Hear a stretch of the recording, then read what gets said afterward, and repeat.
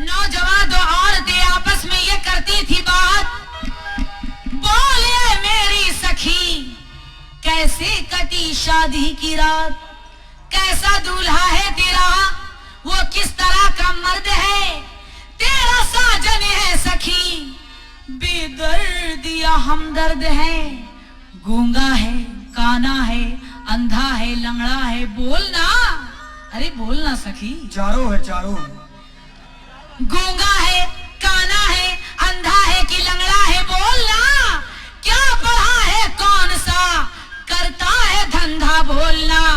सुन के उसकी तीखी तीखी बात झल्लाने लगी, अपने साजन की कहानी झूठ बतलाने लगी। क्या बतलाने लगी कि अखिया घुसी है अंदर।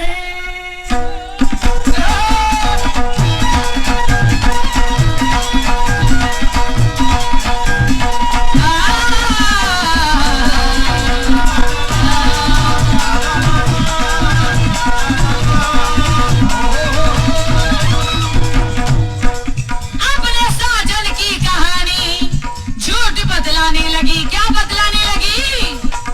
अखिया अखिया घुसी है अंदर।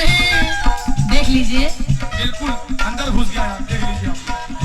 इसीलिए कहते हैं ज्यादा मत गाया करो, हैं? बस पैसे के पीछे दौड़ते रहते हो।